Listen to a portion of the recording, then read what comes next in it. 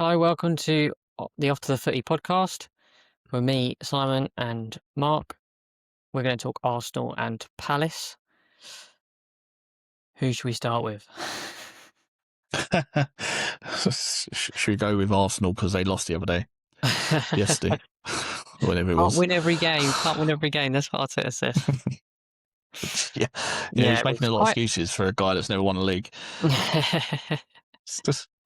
It's fine. Just a little blip. Okay. It's quite a difficult game to watch. I'd like to say that we played well in the first 30 minutes and we scored, but I don't think we had enough chances in the first 30 minutes, really. We just sort of like went around their box and had a few corners, and it just sort of like gave that impression that we was on top. But yeah, we got a goal, and then we sat back and we didn't do much. It was an own goal, wasn't it, as well, wasn't it? Yeah, it was a bit of an odd one. Saka sort of chipped the ball to Odegaard. Odegaard, he was sort of like facing towards the corner flag, but turned his body and sort of hit the ball with the outside of his boot. So it went towards goal.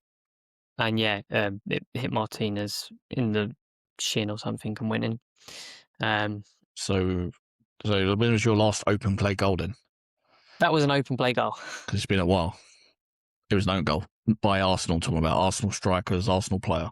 Oh, against Inter Milan 3 days before. And how long? All right, then in Premier League, then we'll go with Premier League. It's been a while, hasn't it? Well, yeah, because there are a few 0-0s. Yeah.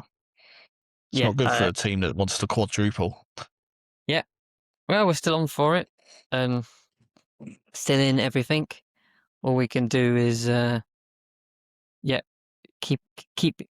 on the boat. That's what Arteta said today in the press conference. He said he needs all the fans. Sport. He needs all the fans to get on the boat. We're sailing. We're sailing toward the everlasting glory of winning something, at least, hopefully. For God's sake. The irony is that we could be out of the League Cup this Tuesday. Sorry, on Tuesday the 3rd. Then we could technically also go out of the FA Cup against Wigan Athletic.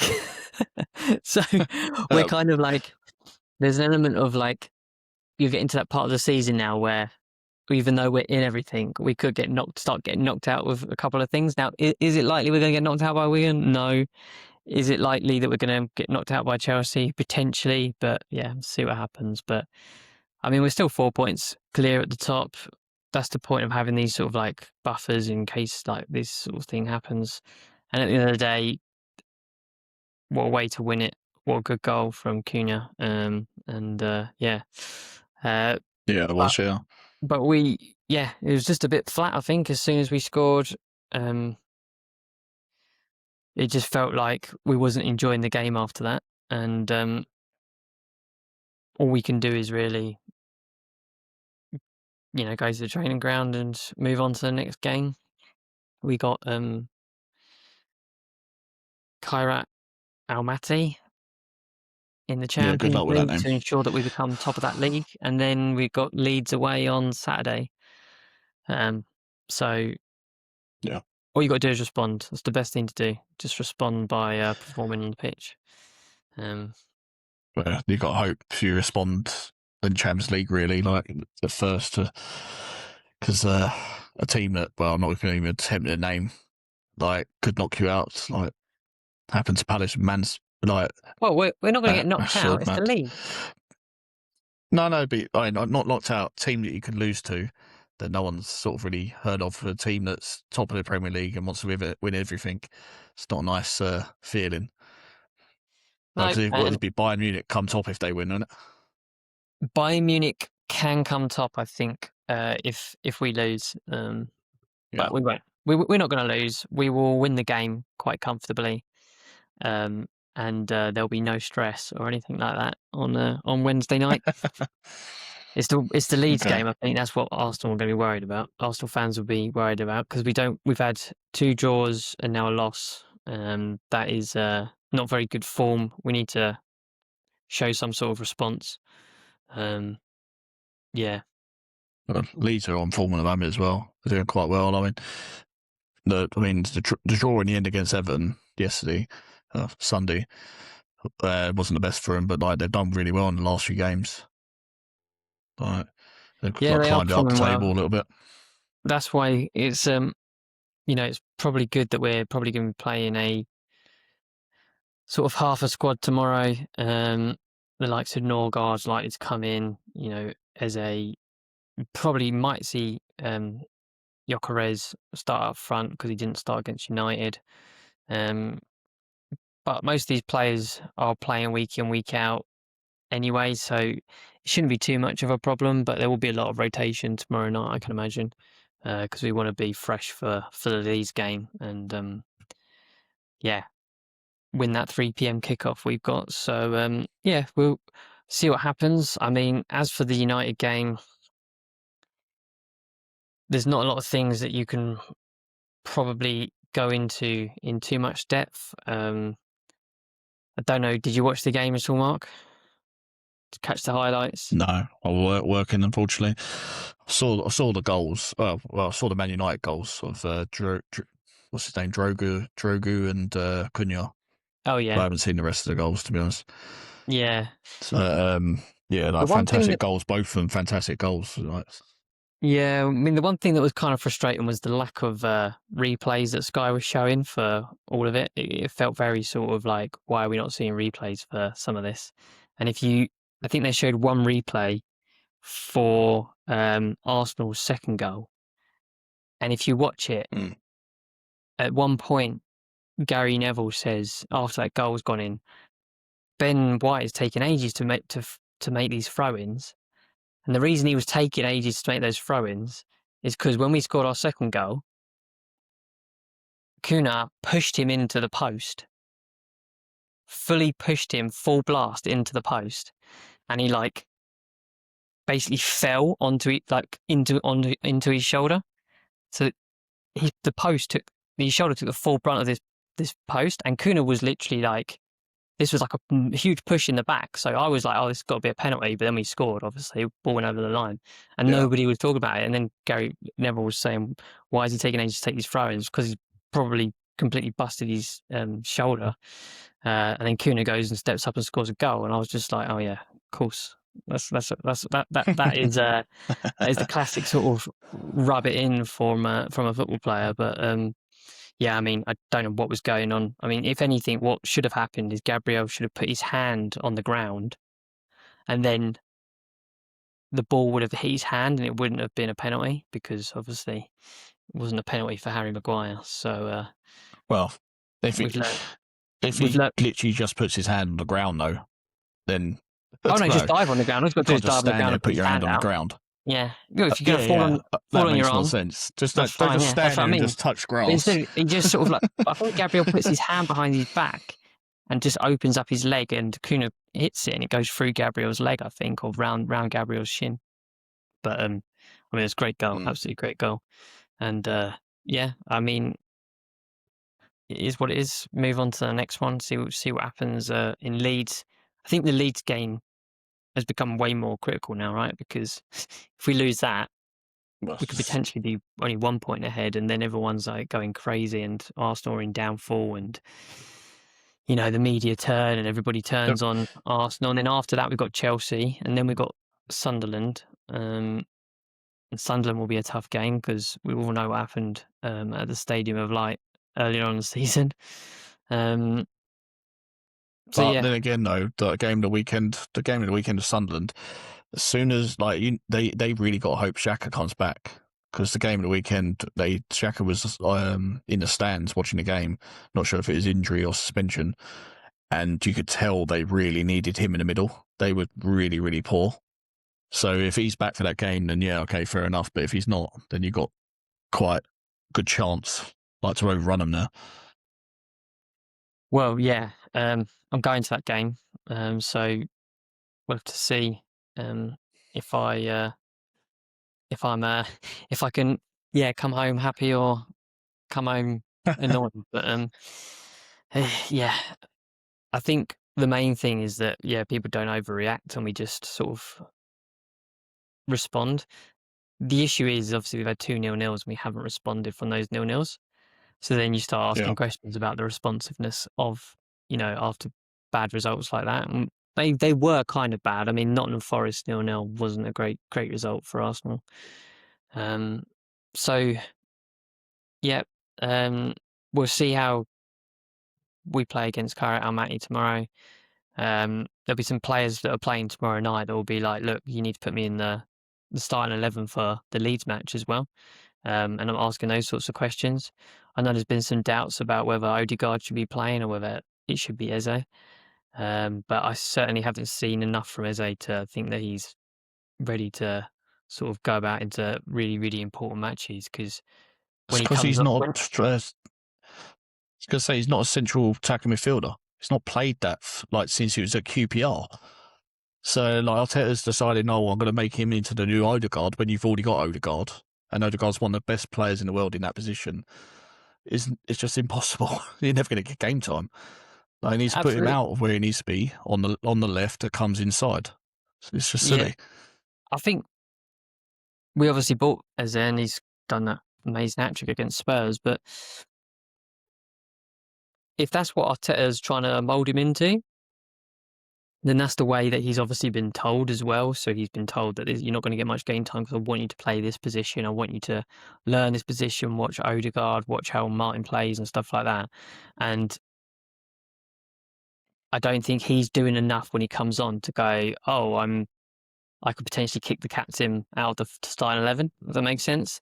So yeah, but you got to think though, he hasn't actually had time to look at him play because when he first came into the team, Odegaard was injured until obviously Odegaard was back, and then that was after the hat-trick, I think, wasn't it? He came back after against Tottenham. And so he hasn't really had a chance to actually look at him for how he wants to play. He is now because he's sitting on the bench. Yeah. But before then, he hasn't been able to train with him, hasn't been able to do anything because of injury.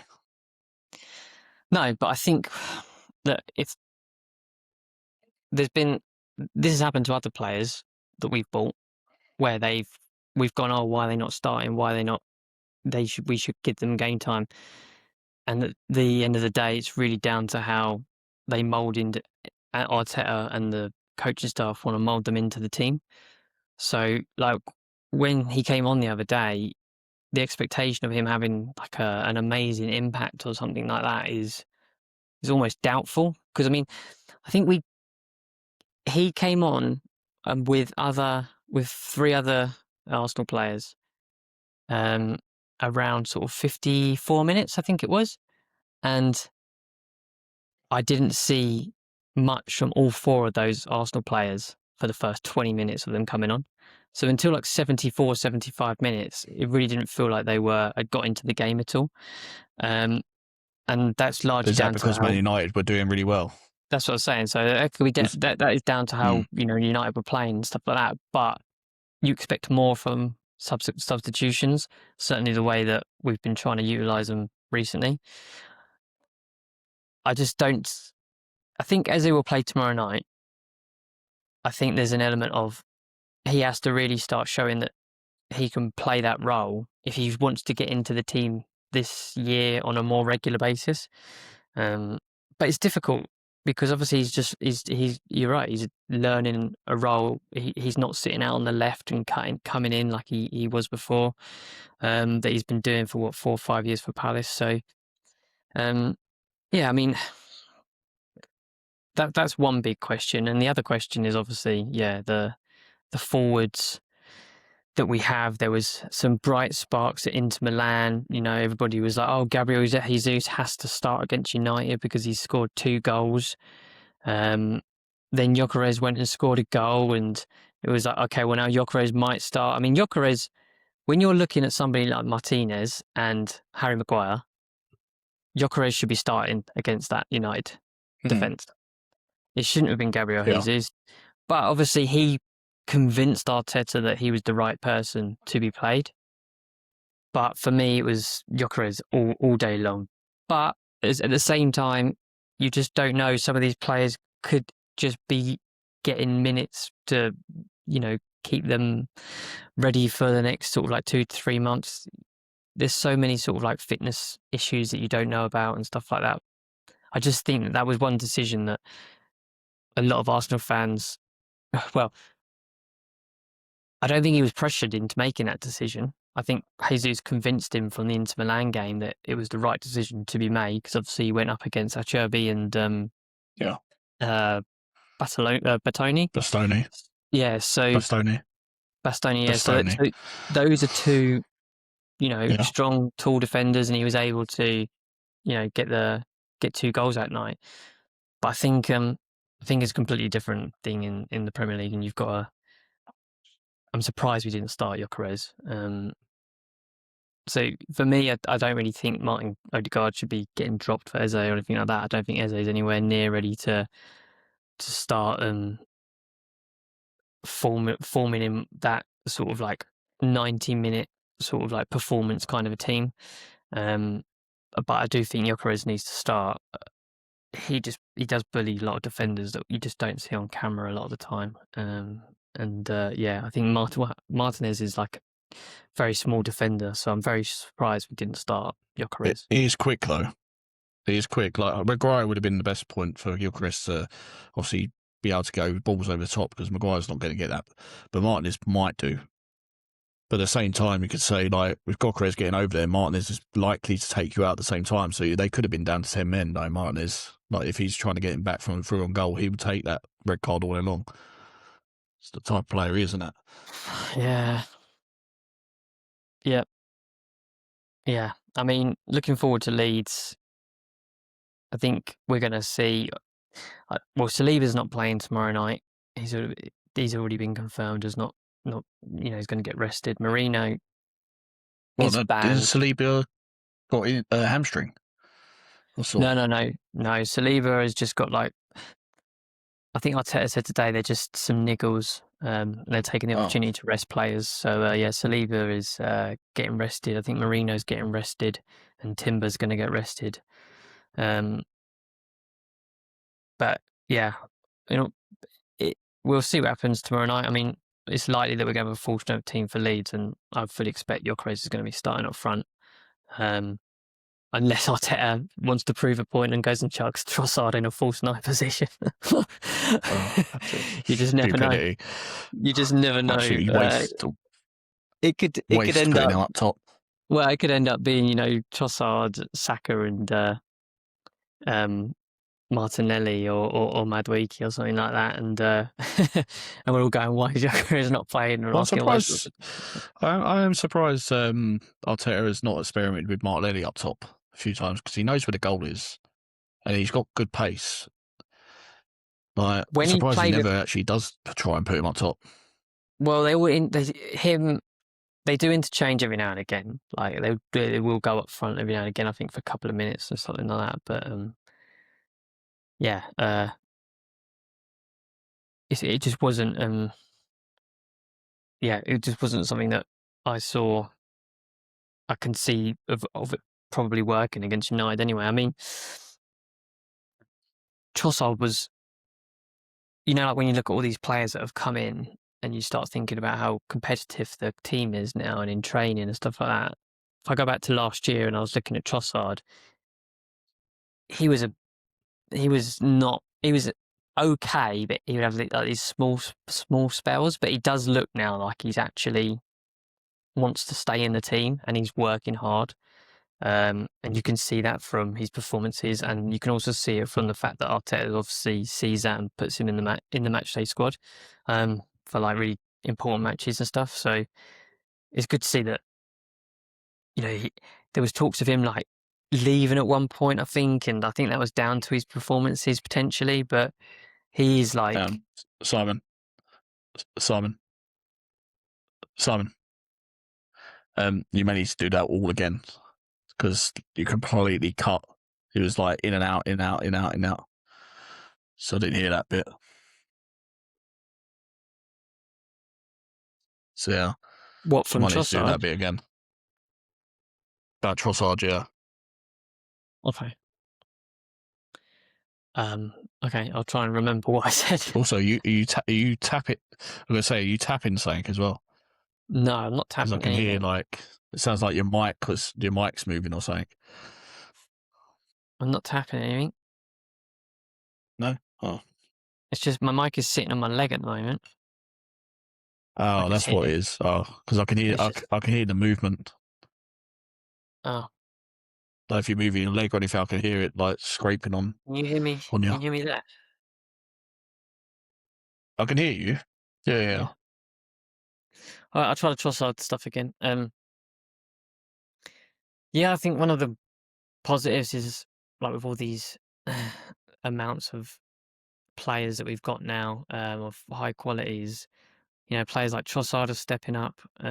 He's definitely performed well this year, and I think there was some talks last year that he was going to be potentially sold or he wanted to move on. I think that was largely down to his performances, but I think he's just sort of had all these players come in like Madueke, and he's gone, oh, I really want to. I've got to work hard to get back into the matchday squad, and yeah, I think for the first, 30, 40 minutes, Trossard was definitely one of our best players. And yeah, so it will be interesting to see if he does make any changes for Leeds after the Man United game, to see if if he does drop anybody. But I think it's just going to be a case of playing our full normal lineup. If everybody's fully fit and taking the opportunity to rest as many players against Kairat Almaty. So. Yep, but we're still still positive until it's impossible. You have to believe you're gonna win everything, and Here we go. Another boat story. that's the way that everybody should think. Until it's impossible, just believe you're gonna win everything, and then when it Yeah. becomes when it becomes impossible, then you can start putting doubts in your. Well, I understand it doesn't really make sense on some level. And you can have doubts and stuff like that, especially if your team is like 17th No. in the league. But yeah. Not in Forest. It's Oh, is it not French on the shade at Forest one? Forest. Right, yeah. Yeah. So yeah, Yeah, we'll see yeah. what happens. We'll see what happens with Arsenal. But I think we'll respond tomorrow night, and then I think Leeds is going to be the nervy match. All right, let's talk about like what it's like nearly the end of January and Arsenal's not made any signings yet. Still, like to strengthen and push on for the rest of this season. I'm Doesn't feel surprised like Arsenal anyone's haven't made any bought anyone. signings. I know Bit it's not. parts, really, innit? There's been like Like Man City that have made some, and I think yeah, did Wolves make one, and West Ham and Bournemouth. West Ham made a few actually. I think West Ham did 3. I think it was, But it's and it looks like Lucas Paquetá's going. yeah. I mean, I think Arteta was asked, like most managers, at the very beginning of January about who was they in the transfer market, and he said yes, we are in the transfer market. But I think that was maybe just we're always in the transfer market sort of thing. But Yeah. I think there's a danger if we bring anyone else in. Now that we're I think just getting some of these players back from injury has been like a huge bonus for us. But yeah, we'll see. I mean, again, It's clear that you need cover there though. was the transfer news that was mentioned 2 weeks ago. Is still the same transfer news that's being mentioned now. It's no different, really. It's just more a case of when are they going to sign anyone before January, or just going to wait now until July, and we feel like we've got a good enough squad to go on and win the quad. Oh, that could be a bad thing to do though. You're expecting all your team players, which you've had problems with defence all season with injuries, and all it takes is to like Palace, 2 or 3 of your best players to be injured, and then that completely derails what was hoping to be our best season, this year. And if it happens to Arsenal being top of the league, all the talk for the last 3 years has been about Arsenal being top of the league and then completely dying away at the end of it. Yeah. and you want to go Champions League to the final, But I think you need to bring in 1 or 2 players just to get a better squad. You know, you got like Nawani went on loan to someone, didn't he? Marseille. So that's a player that was probably originally that was thinking they're going to be in 25, who's now on gone. his debut. Yeah, he scored at his debut as well. That just makes it even a bit of a slap in the face of why he couldn't just be doing that at Arsenal. And you think, like, for a team that, like I said before, has different league, but French league still is, in my opinion, is probably the second best league in the world behind the Premier League. And like, I see you smiling for that, but I honestly think it's definitely there. It's better than Serie A. Serie A has the players, but the game isn't. And the La Liga is just all out attack. No one can defend. But yeah, no, I'm just saying, like, obviously Nawani's gone, and that's one of your players that got. And do you want to win all this stuff, and you want to get to the final to get a quad, as you keep saying, which isn't going to happen? And you're not strengthening a team that all it takes is 3 or 4 players to be injured for you, like it has been most of your season with defenders. I'm still just a bit surprised. Again, no one's actually come in. Yeah, I think, I don't know, maybe it's just a case of too much disruption if we get somebody else in. Arteta does like to take time to get players into how we work and that. So we'll see. We'll see what happens. Very difficult to know if we're going to get anybody, because everything is really truly just kept under wraps anyway. The only thing I knew about was Nanieri going, but yeah, I think I think if our team stays fit, we'll be all right. And adding somebody now they're going to be on the fringes. They're not going to be coming in to do too much. And maybe that's what they're thinking. Yeah, but you want the quality. You want the quality to come off the bench, though, don't you? Really, like, honestly, I don't think I never understood why you got Norgard from Brentford. Yeah, but but you got players like Norgard from Brentford, and he wasn't even that great at Brentford to go into a team that's challenging for Premier League. Definitely not that great. So it's a bit of a weird one in the first place, and that he would be replaced all day long if you can get in a better quality central midfielder. Yeah, but I think he's just a squad. He's a squad player, and that's what he knows. He came to Arsenal as a squad player. There's a lot of but say signings that Rice happen. gets injured, they're not meant to be like, oh my god, this is amazing. They're meant to just come in and be good at being a squad player, being a high caliber midfielder that is used in training. Which he isn't. And he's a Premier League international football player, so I would say that he is a high quality. You can say that about a lot of players, though. They're still shit. Hey, come on. No, he's a good player, but he's not there's a people Premier ahead League of him, isn't there? possible title winning player. Yeah. Okay. Yeah, but if Rice gets injured, which is a position he plays, like say Rice is injured for the rest of the season, you bring in Norgard, and he's going to do the job that Rice can do. Not many players can. Like, so. Yeah, who else would you play there? We got rid of Jorginho, didn't we? Yeah. He was, Jorginho wasn't not the best for you, though. Jorginho was just sitting on the bench. So, like I said, he's a squad player, and I think there's a caliber of player that I think will do a job when it's needed. Okay. All right. Just think it's a bit of a risky move from Arteta not to actually just strengthen a little bit somewhere, like, especially going into the amount of games you've still got left to play. It would be good if we did bring somebody in, right? But I don't think that they're going to be impactful, unless something happens in the dying seconds and we end up getting Rodrigo or something like that. You just don't know. I can't unless something is amazing happens, an amazing player comes along that's gonna completely change the way that we're challenging for all these cups and league titles, I don't think we're going to be getting anybody that's going to blow anyone's socks off.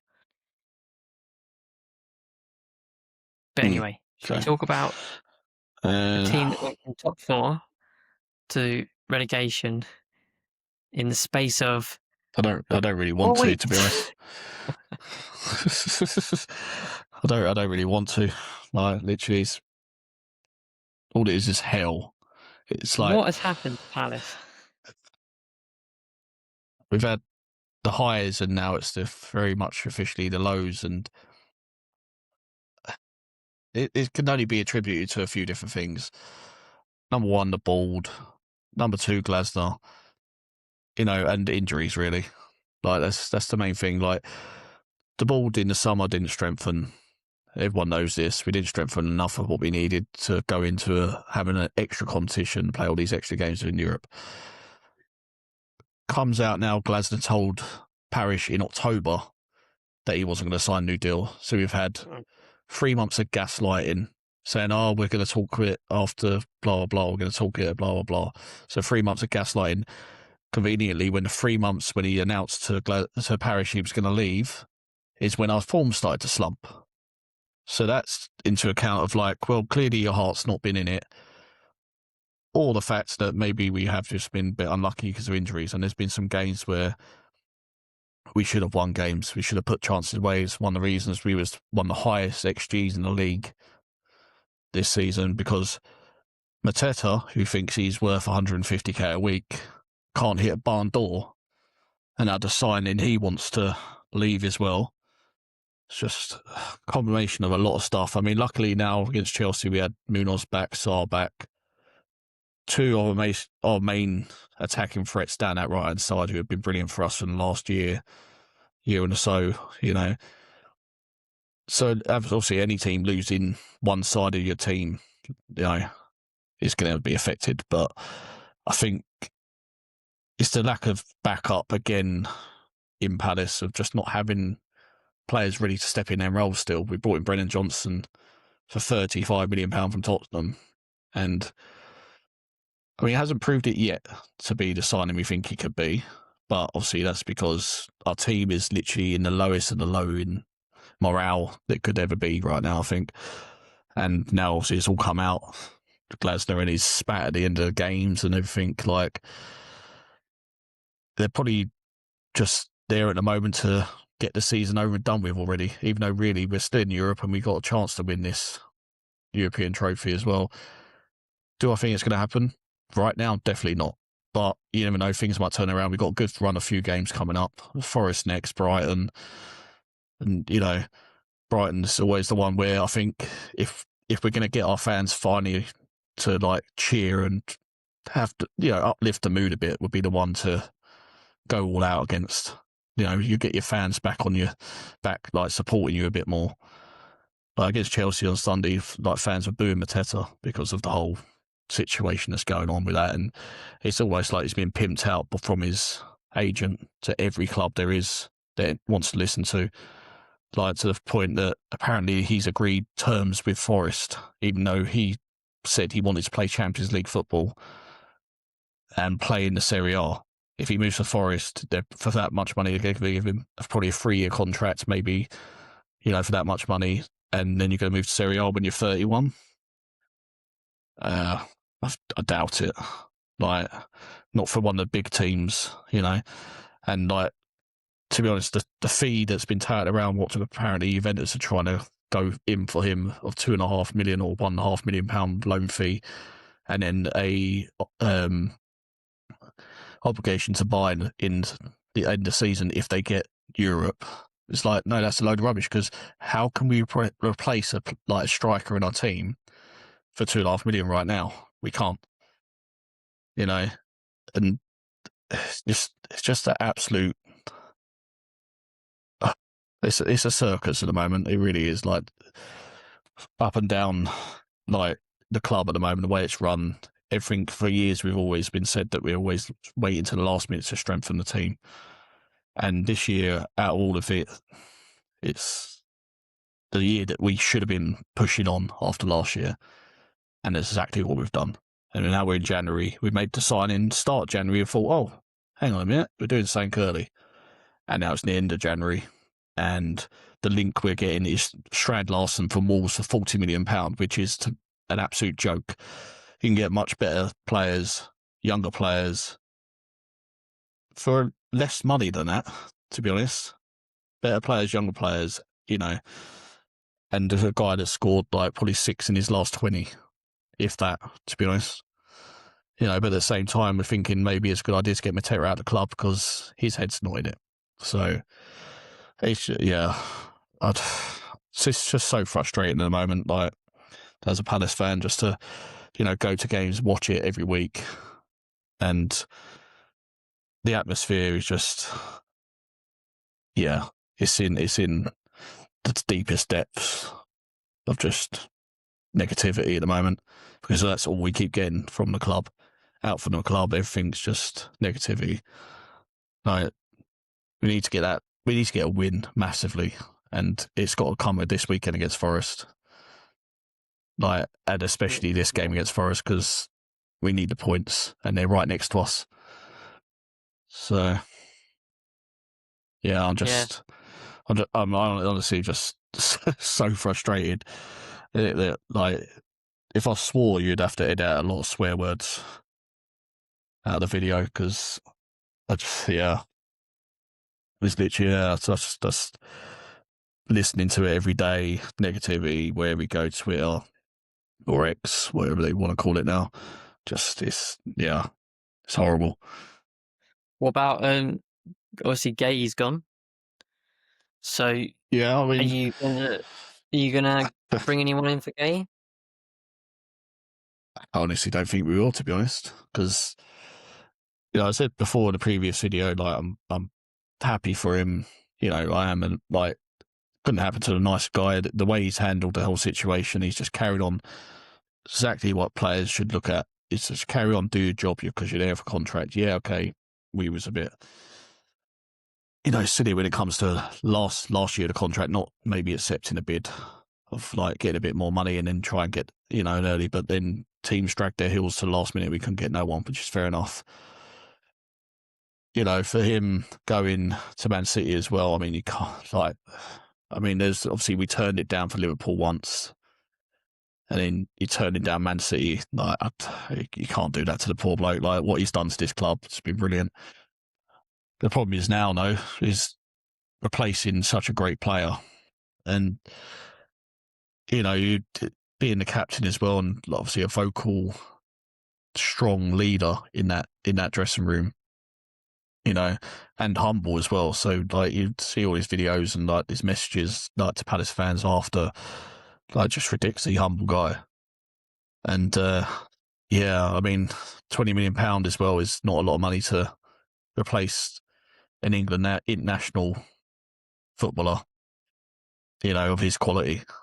You know, you go out there, and we got the young guy like Camvo, played against Chelsea, made that mistake, which, you know, is unfortunate for him.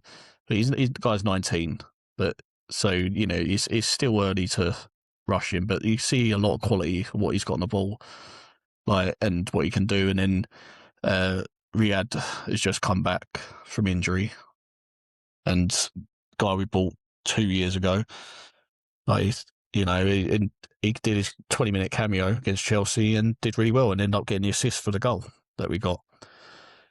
And so hopefully, I mean, he was the one we brought in thinking, yeah, it counted though. Didn't it smack him in the face and like head towards Richards, and then Richards headed it in? Assist. You get your head where you need it. As long as you're in the right place, right time, that's exactly what happened. You know, I mean, we bought him in for good money as well from Barcelona. I think it was saying like 20 million or 15 million from Barcelona, and we was hoping at the time he could be the one that, well, at the time we thought maybe it's going to be him and Guéhi next to each other when we brought him in.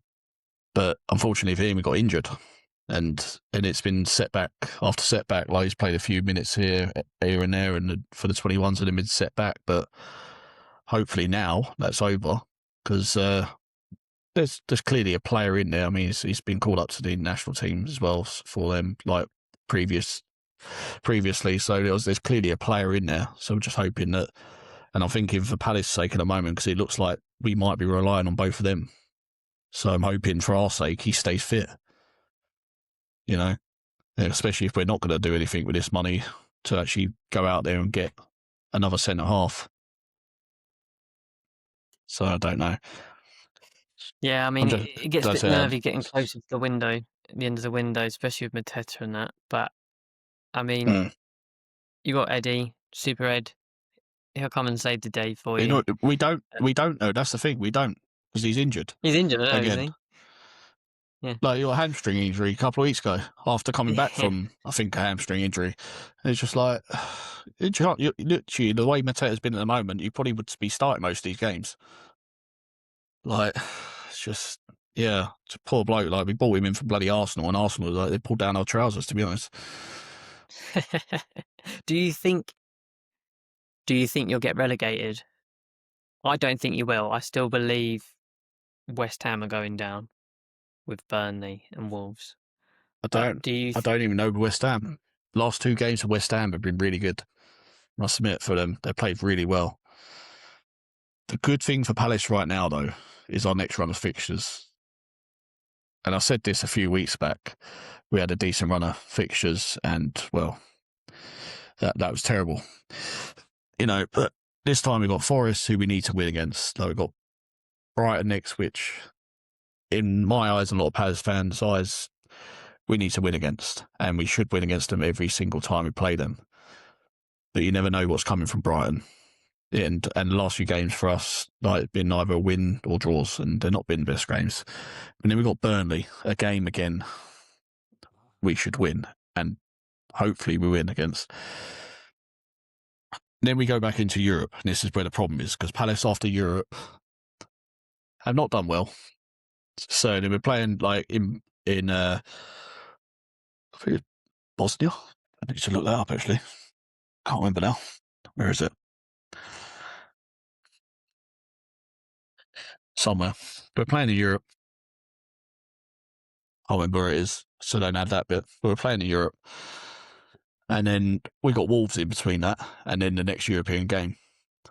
So as long as we get a good result in Europe against that team that we're going to, it gives us a good step into the Wolves game. And Wolves at the moment are doing really well, apart from losing to Man City last week. I think they had, like, saying not lost in 6 games or something. Slowly picking up points, you know. And then we've got to play in Europe again. So I just hope that's not the one that Wolves are going to finally get 3 points against someone, because, like, again, we don't do very well after Europe. So the next 4 or 5 games for us, ideally we need 9 points. If we get 9 points out of them, then we'll be safe. But if we don't, if we don't, I don't know. Like, it's going to be tough. Don't, does the ball pull the trigger and get rid of Glasner and get someone in as like I'm surprised they didn't anyway. Well, I mean, it's one of the things where I think, in a way, our board's thinking we're still in Europe. He's a proven winning manager sort of thing. He knows how to win. Obviously, his mind's not in it or whatever. Like, you know, I don't know. But I think at the same time, I'm surprised they didn't get rid of Glasner after the outburst, after everything, because you finally outed it that you told the board in October that you was going. So how have we not had a replacement since lined up, that you've been looking at managers, like, to even say, okay, if you go, there we go, see you later, we've got this guy lined up anyway. Or we're being very cheap again, and, like, we don't want to pay him the however much it is to pay him out the rest of his contract, because that's what's going to happen in the day if we do sack him. Like, so I don't know. Obviously, I don't work for the club. I don't see the everyday in the club, so nothing might not have changed when it comes to the planning and everything. The two of them talking and stuff. Apparently, they had dinner together and had a nice chat, and, you know, whatever, between Parish and Glasner. I don't know, obviously, because I don't work for them, what it's like. So clearly there's something there where they've thought, no, just stick it to the end of the season and do your best. But yeah, I was very surprised after that outburst that he didn't just get P45 that next day, honestly. I think a lot of fans were. Yeah. I mean, it's going to be interesting to see what happens over the next few weeks. You do need to get a win, like you said. I think there's a danger of you slipping too far down. Ironically, similar to Spurs, Spurs need a win. There's teams there that are in dangerous sort of like situations there. I still think that there's, from a squad perspective, you will stay up. But yeah, I mean, anything can happen. I mean, how many times have we seen it before where there's deadline day, you sell your best striker and there's no replacement, and then you're just like, oh, we'll just make do. Yeah. And there's an element of like, is this like some sort of like financial fair play? They're trying to balance books and stuff like that. Who knows? I don't know if that's the case, but I would say that if you do end up with Strand Larsen, you are getting somebody that has played with Erling Haaland. It is like, I think he's it's a very, not very Erling good Haaland, player. though, is it? Like, no, but I think he's a good player. I think if you put him in a good squad, he'll showcase how good of a player he is. And I think he done that when Kuna was at Wolves. I think when that sort of like Wolves team that was fairly good with Kuna in it, Strand Larsen sort of like was banging in the goals. I think there's a good player there. yeah, but I really do. And if you do get him, I think that'd be I a think really he's a great good player. signing. But as I say, I do think he was a good player. He's a good player, but he's not £40 million good player. When there's hundreds of strikers around the world football, that are banging in goals for different teams, and are doing the business and scoring goals, and for a lot cheaper you get these from. Like, no, throughout the years, it's like time will tell. going to the Spanish league is like cheap. Yeah, the price of a football player is always based on whether or not he performs. Like whatever he's done previously, or whatever they've done previously, however much you spend on them and then bring them into the club. Like, he could be a brilliant player. You could spend 80 million on him, and he could be a complete flop at your club. So, I think. Well, look at Chelsea's previous strikers for that. They've turned world-class strikers into nobodies. Yeah, so I think if you look at like Strand Larsen, I think in this day and age, and I don't know how long his contract is. It's not just £40 million. It's £40 million because his contract at Wolves is X amount and still has X amount of years on it and stuff like that. So there's a lot of elements that go into a potential fee like that. But then that would be a case of you spending £75 million on Brennan Johnson and Strand Larsen if that was the case. So exactly. But and that's basically the Eze money gone from them two players. Yeah, I think though. I think £40 million for Strand Larsen. I don't know how long his contract is, but if his contract has still got a couple of years on it, I think that's quite a good deal. Personally, my God, that's why he's £40 million. So the reason he's £40 million, Mark, is because he signed a new 5-year contract in September last year that was going to hold him at Wolves until 2030. Oh yes, I remember seeing that as well. That is why he's £40 million. You're buying out a 5-year contract. But Newcastle offered 40 million, didn't they, in the summer? And I think at the time he had something like 3 years left on his contract. And then suddenly, whenever that was in the summer, they offered him an extra 5 years or whatever. I was like, wait a minute, guy's got. I was saying, I know they gave him a 3-year contract after the Newcastle situation. He signed it, and then suddenly 2 months later or a month later, it was a 5-year contract or 4-year contract, whatever it was. And I was like, hang a minute, because everyone, like, they told Sky that they signed a contract at the time, like months back. And I was really like, what the fuck? So it explains it, but it's just, dang, worth 40 million quid though. It's a lot of He is money. for 5 years. He is Jesus. for 5 years. He is, Mark. Yeah. We'll see. But I mean, this is the thing though. We got, what is it? What's the date today? 3 days left in the window. And unless we've, Yeah, I mean, we've hopefully got Mateta's a going. concrete offer from Arteta tomorrow. Well, unless we got a concrete offer from Arteta tomorrow, then we got to keep him. Because there's no way, unless we've already done a deal with Wolves, say if we get rid of There Mateta, might, yeah. here's 40 million for Strand Larsen. That's definitely happening. There's no way we definitely know it's going to happen. Saying it should have happened early in the damn window. You know, not 2 days left, and yeah, I don't know. Okay, so It's just someone else you're linked with. So what about Harry Wilson? all day long. It's a freebie at the end of the year, isn't it? Apparently, from what I saw, because his contract's ended in the summer, but depending where we are on the table, like Fulham at the I'm moment, surprised Fulham didn't doing a play lot him, better than Mark. us. But, yeah.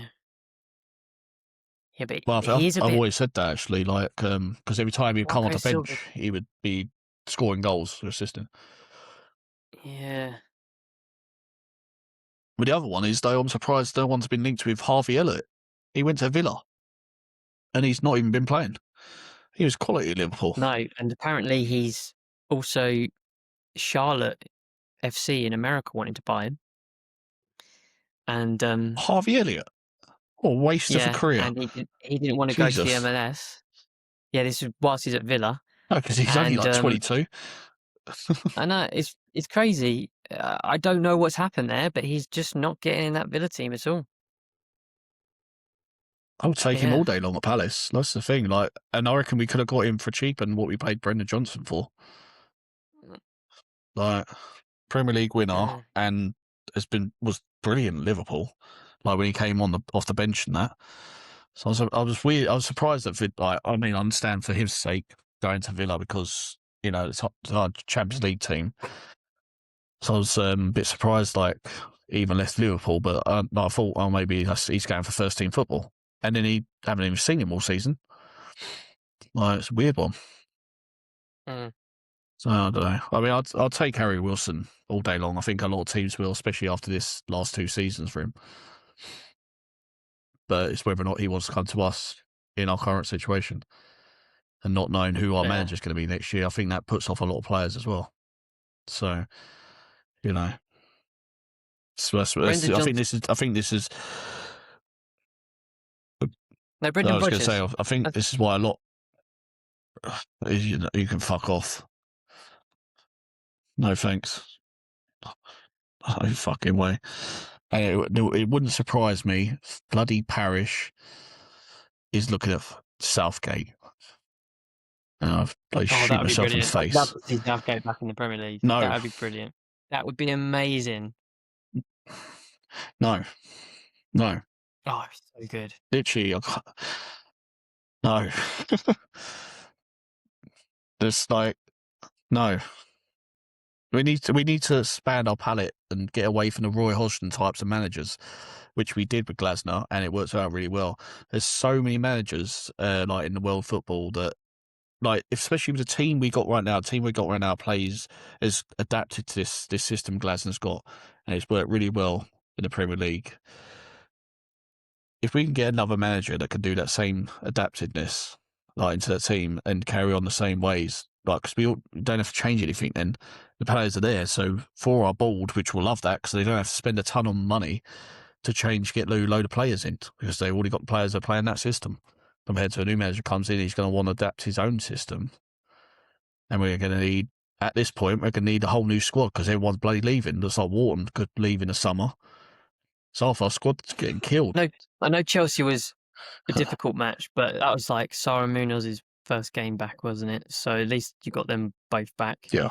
It was a lot to ask them to go and play against a Chelsea team coming out of the AFCON. I'm sure, the celebrations that Sarr had, etc., and all that kind of stuff. And So yeah, but at least you got them back. Yeah, yeah. I mean, the two of them are just invaluable to the way we play. Like, and it's proven with them both out. Like before, Afcon Saar was injured as well, so we missed him then. And Munoz has been out for a couple of months with knee injury. Come back after surgery. And I just hope we haven't rushed him. I hope like the game on Saturday he come through unscathed, and Saar's come back from Afcon on the high, which is great. Got the win for Senegal, and yeah, just hopefully we haven't rushed back Munoz because, like, just to have the two of them on that right hand side, they work so well together. I mean, Sarge in the first half against Chelsea put Matera through on goal, and yet again the guy can't hit a barn door that's wide open. Like, it just shows of where we've needed it, and like, I mean, it could be a bit disappointment for Brendan Johnson because that's where Sar's been playing, and Sar's not going to come out of the team in the same position as Johnson. But if we can put Johnson and somehow work him into the middle of where, maybe even where Daichi Kamada normally plays, because that's what we've been missing as well, to Kamada in the middle. If we can try and convert Johnson to be that player next to Wharton, who annoyingly is now suspended for the next game against Forest, but we could put him in the middle and try and work him to become the playmaker behind the strikers and feed into the wingers like Kamada would be doing. Like, could be great. Plus, he's got pace as well. The only thing about Johnson is his lack of ability to tackle is a bit worrying. But hopefully, if that's the thinking for Palace, we could try and do that'd be great. But whether or not that works or not, I don't know, because at the moment, our two central midfielders are just Lerma and Hughes now for the next game. And yeah, I don't even know when Kamada's due back. Like, hopefully very soon, because we're missing him in the middle of the park. Yeah, he's been a good player for you this year. The last sort of year, basically, like it took him a good couple of months to adapt last season, and showed of like coming from Serie A to the Premier League how behind the pace he was for the couple of years he was there. But then once he got up to speed last season, sort of like just before Christmas, and then for the rest of the season, was just absolutely brilliant player. And it's just like, it's one of the players I've said we need to sort out his contract, but I think because he likes to go to where Glasner is, he might follow him out the door annoyingly, and I really hope he doesn't. It's a player we need to keep, otherwise, again, it's another player we need to replace to add to the list. I really hope we don't. I really hope he stays and we keep him. All right, well, we'll see what happens this week. Thanks very much for listening, watching the YouTube video if you have, and don't forget to like, comment, and subscribe. Let us know your thoughts on Arsenal and Palace. There you go. Thanks. Bye.